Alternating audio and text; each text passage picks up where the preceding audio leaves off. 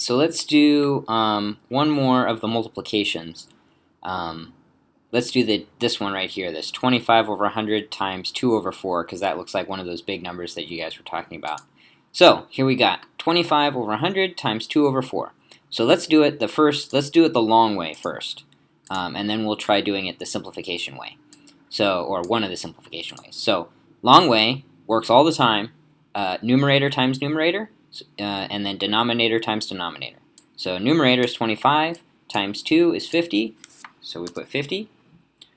Denominator is 100 times denominator of 4 is 400. Okay, so there's our final answer, but it's not simplified, so let's simplify it. We see that they both end in 0, so that means they're both divisible by 10.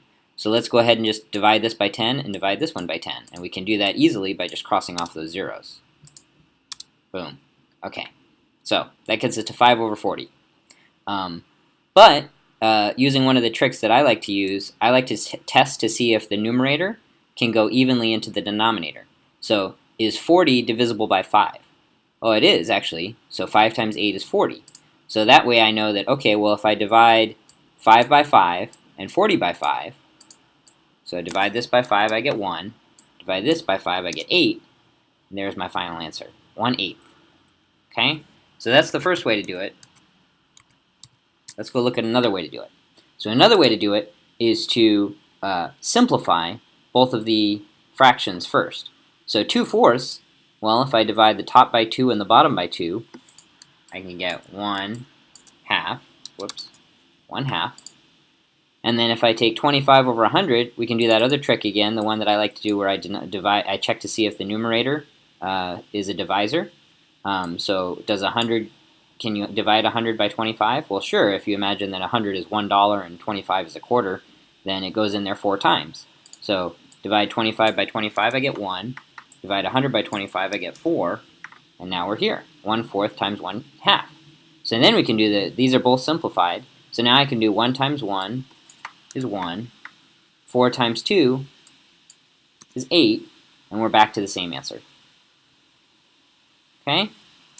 So that's how you handle, or that's one way to handle those big numbers. What's another way you could do it? Another way you could do it is you could try to do the cross simplification. So you could go the 2 and the 100 here. You could say, oh, I'm going to divide the 2 by 2, so I get 1. Divide the 100 by 2, so I get 50.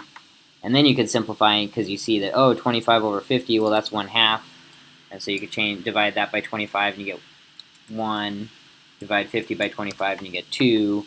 And then you're back to where you were again. And you have 1 times 1 is 1. 2 times 4 is 8. And so still back to the same answer. And I think that's probably it for that one. Let's do maybe one more. Let's do the one above it, the 4 over 6.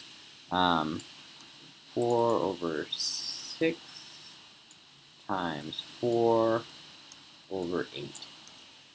So again, you can do the long way. So 4 times 4 is 16, right? 6 times 8 is 48. And then you can look at this, and this is your final answer. Well, sort of your final answer. The 16 over 48 is correct, but it's not simplified.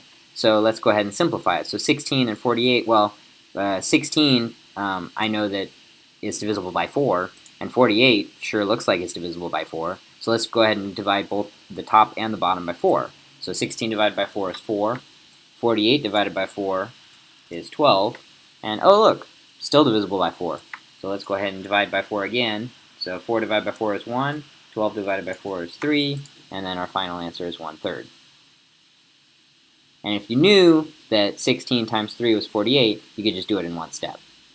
But let's say I didn't know that. In any case, so there's 1/3. So that's the long way. What's a little bit of a shorter way to do it? Well, a little bit of a shorter way is to say, oh, 4/8. Well, if I divide the top by 4 and the bottom by 4, I get 1/2, so I could simplify this one even before I do the multiplication. So there's 1/2. And then I can look at this and be like, oh, 4/6. Well, those are both even. So let's divide the top by 2, so 4 divided by 2 is 2.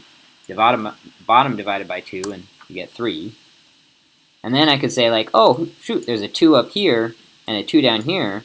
So I can just cancel those because I'm doing multiplication. So I can cancel, cancel.